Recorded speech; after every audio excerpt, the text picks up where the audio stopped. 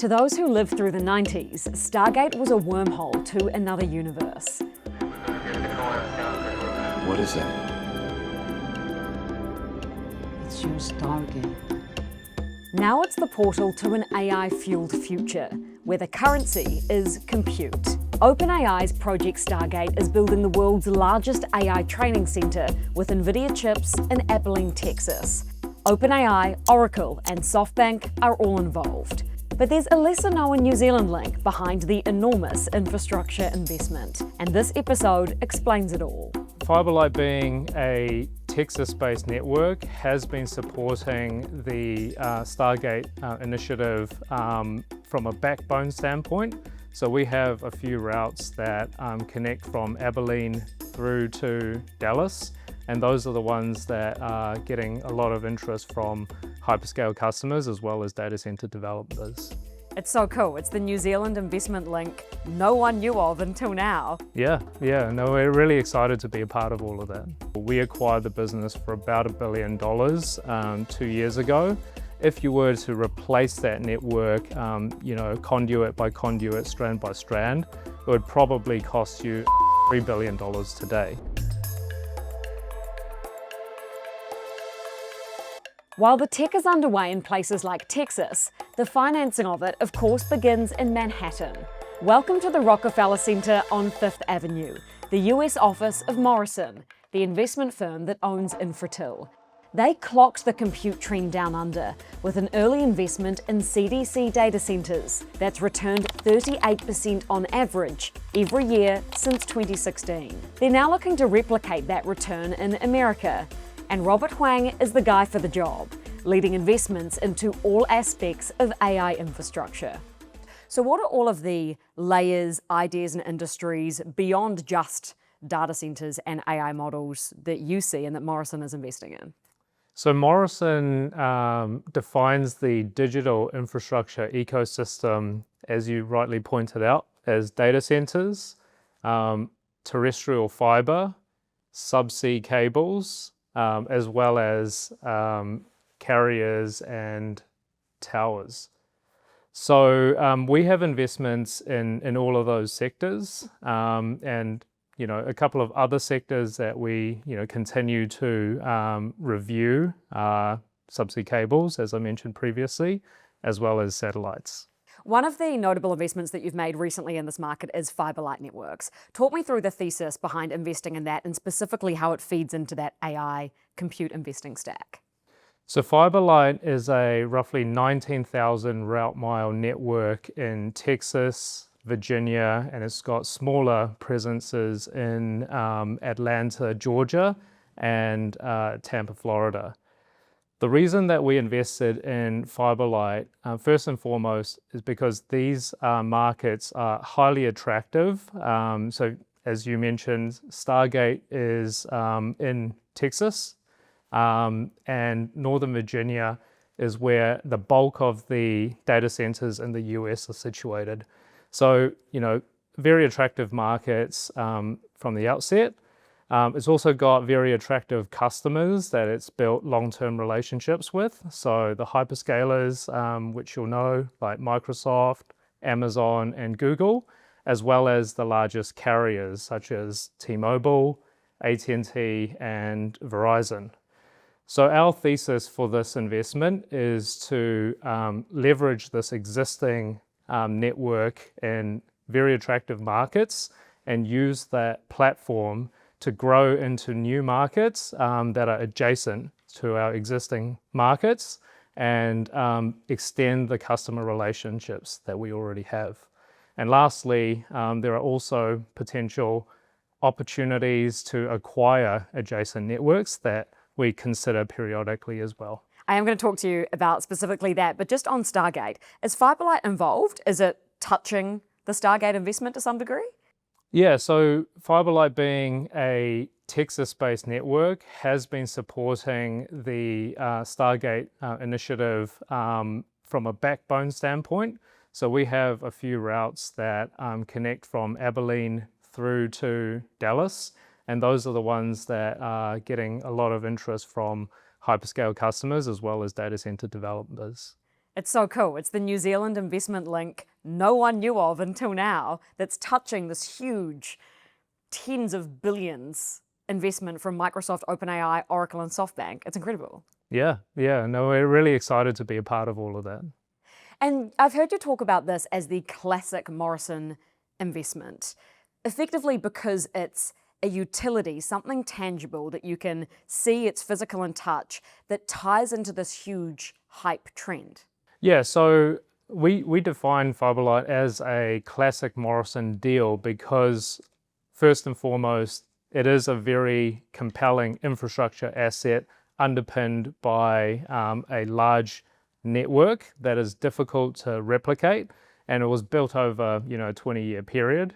It's very high capacity, so our incremental cost to expand the network for our customers is relatively lower than if you were to build the entire network from scratch. So by way of example, we acquired the business for about $1 billion 2 years ago. If you were to replace that network, conduit by conduit, strand by strand, it would probably cost you about $3 billion today. So that in and of itself makes it, quite attractive. And there were also, process dynamics that meant that we were effectively the only buyer that was engaging directly with the seller. And if you think about some of our most successful deals, they were typically done under a bilateral capacity. We are going to talk about valuations and how much you're paying for these deals because there's a lot of competition in this space, Robert. But just specifically on the acquisitions that you've since made from that acquisition, you also purchased Metro Fiber Networks. How did that come about and what's the long-term play there?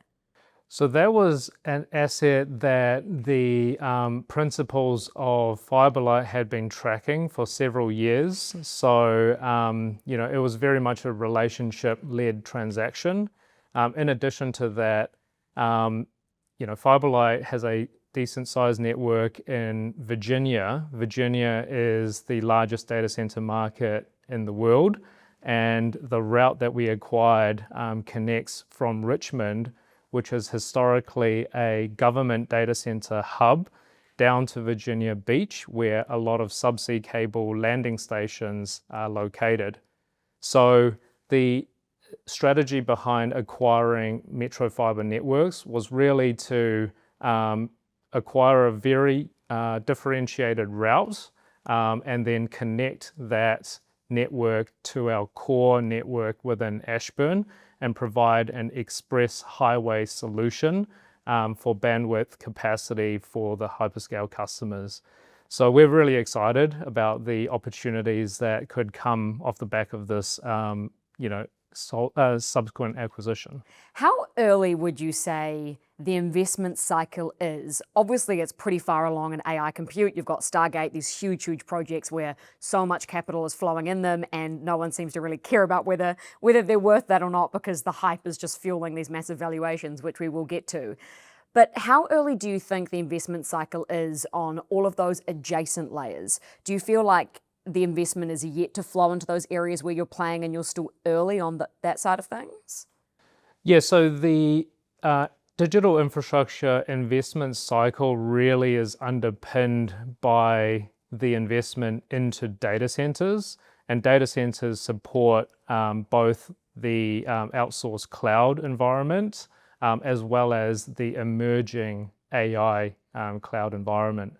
So the cloud environment is, pretty well understood, but where, perhaps it's less well understood is around AI and the data centers that support that.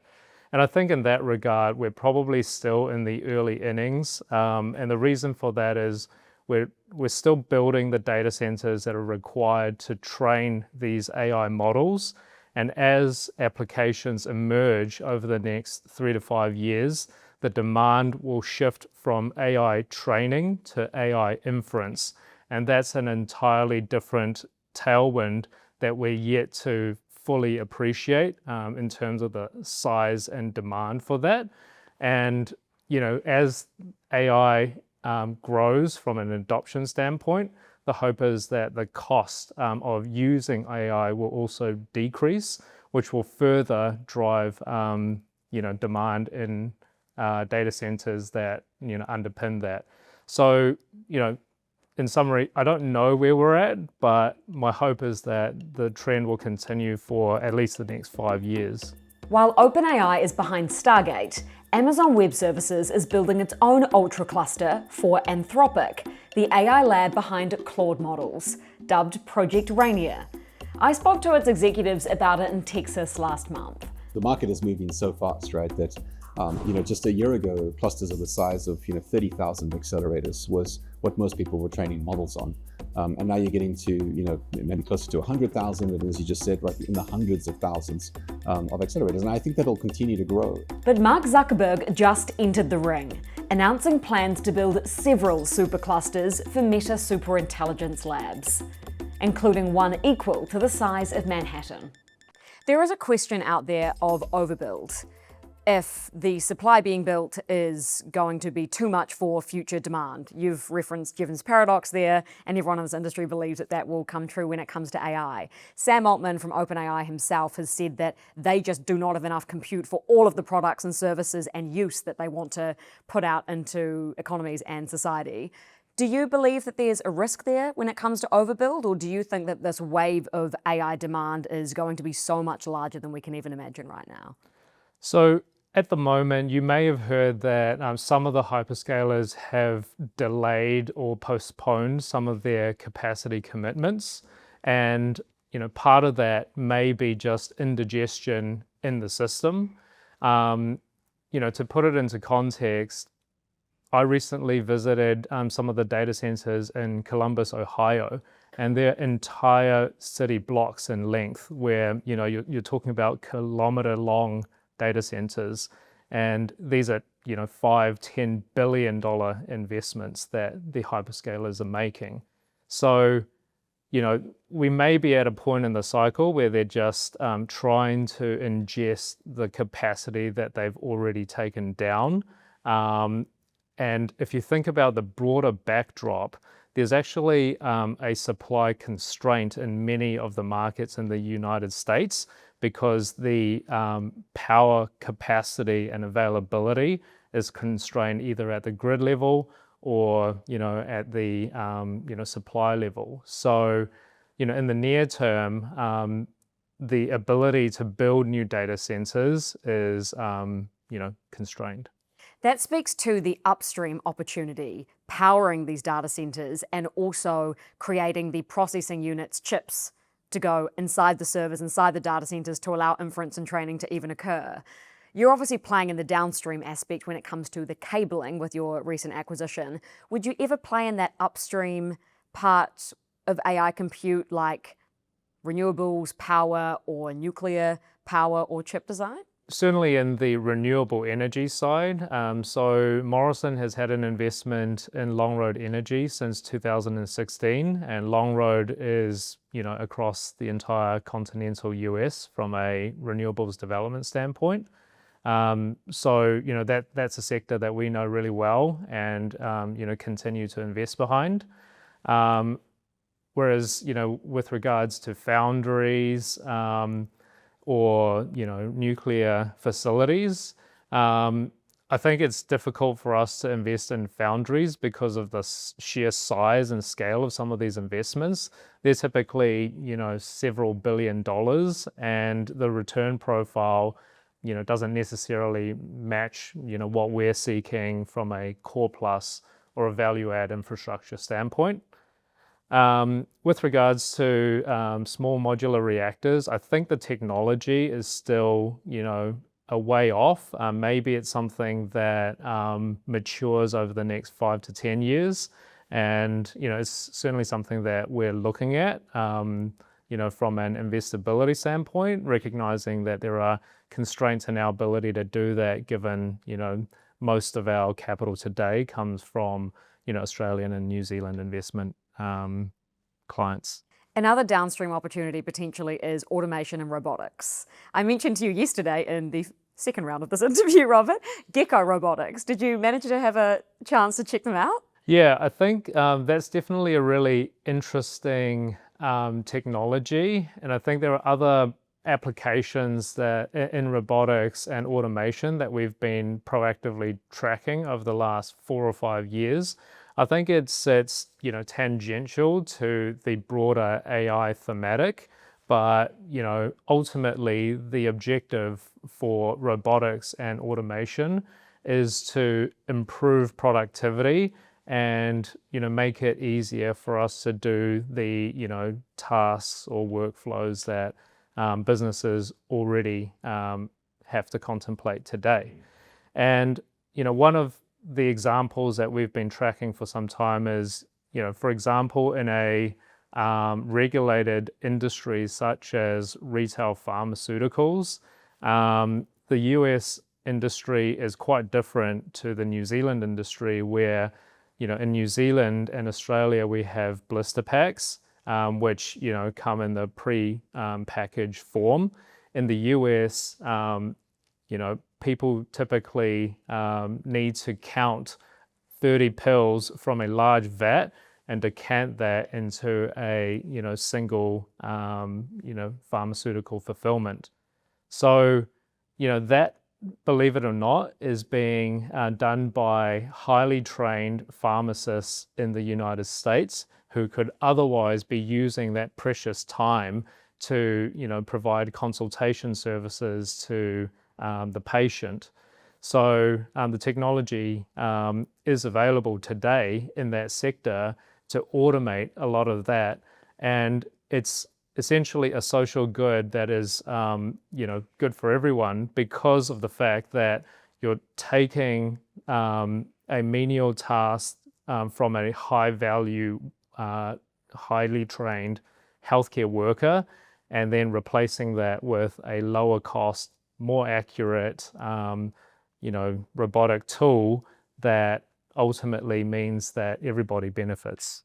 The application of automation in that context when it comes to pharmaceuticals and pharmacists specifically, but also AI and what it means for the workforce in many industries. When you're making these investments, you're doing so in connection with Morrison and your personal view of what the world will look like in, say, 10 or 15 years' time. What do you think society and economies will look like with automation, with AI, replacing a lot of jobs? So I think with every technology advancement, the end goal is to ensure that society as a whole is better off. One of the things that I was told as a young analyst in investment banking was that my boss, when he was modeling, he was using a spreadsheet on a piece of paper and a calculator. And when I entered the industry in 2012, we just never considered that there's anything other than Excel.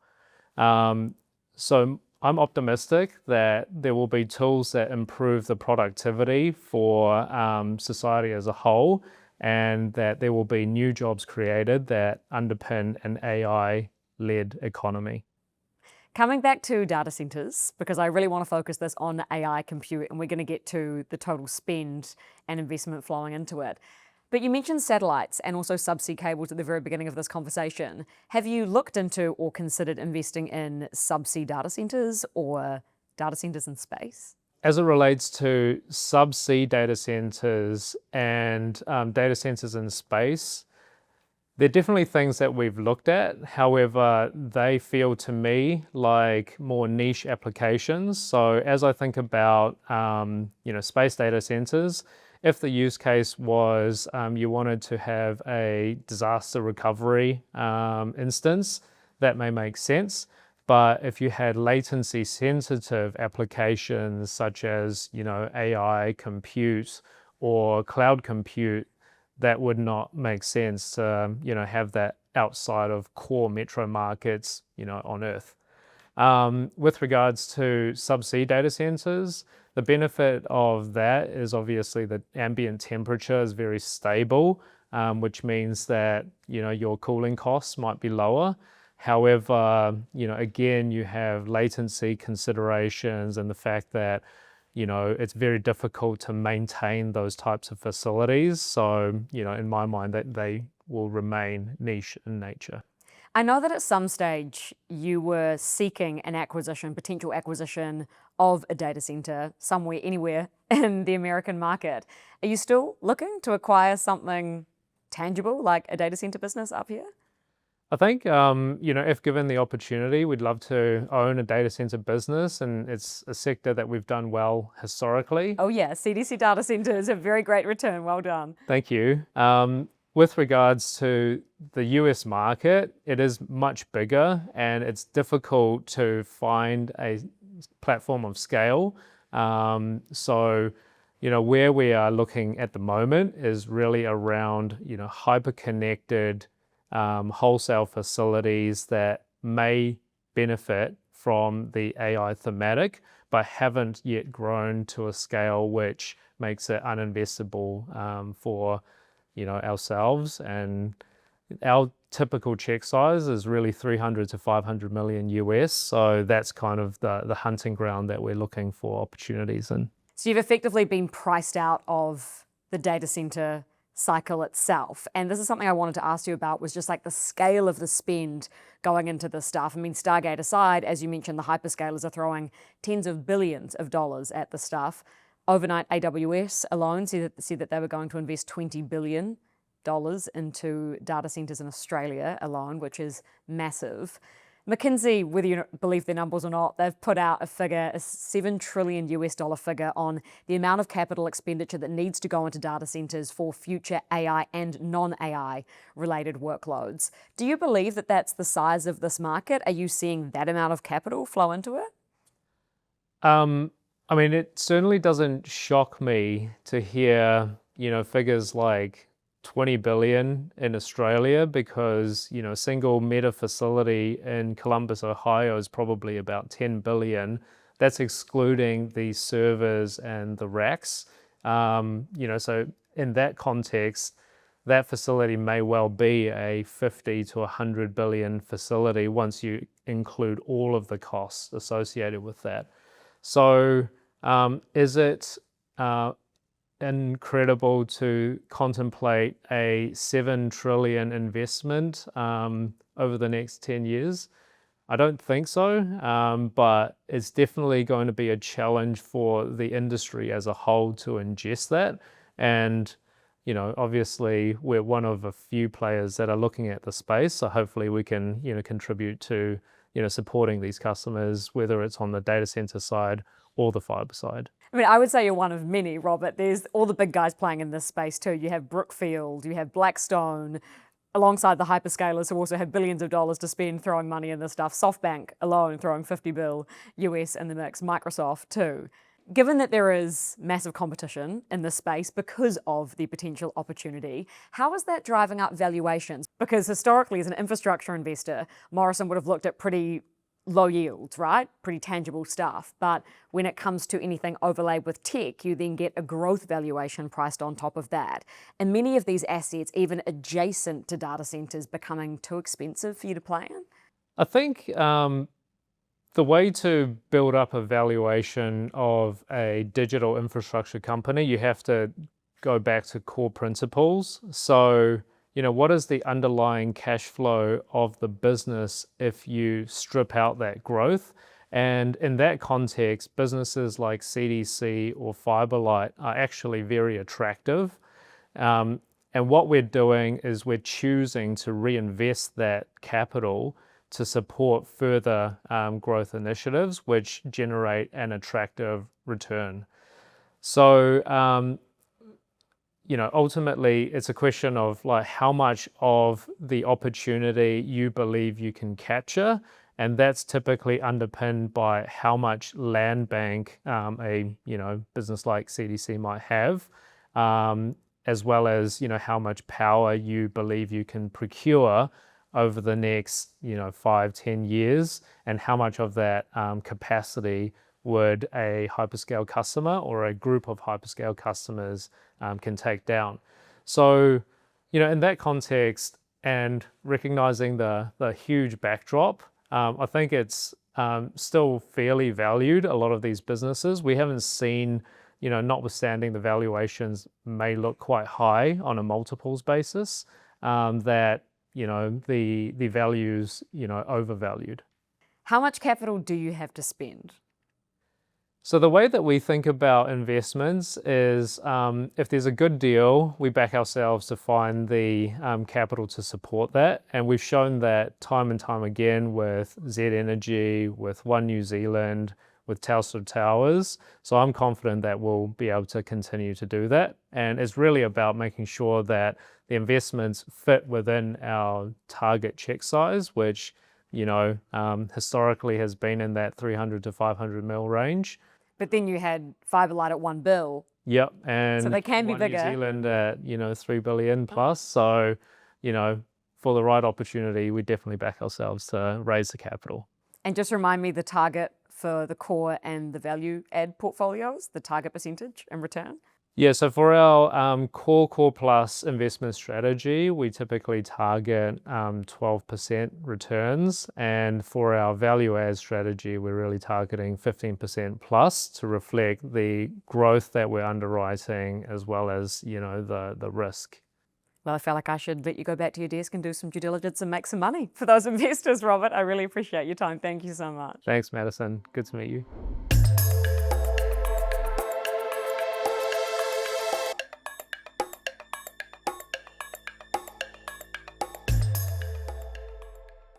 Thanks for watching Markets with Madison. If you enjoyed this interview, please hit the like and subscribe buttons below.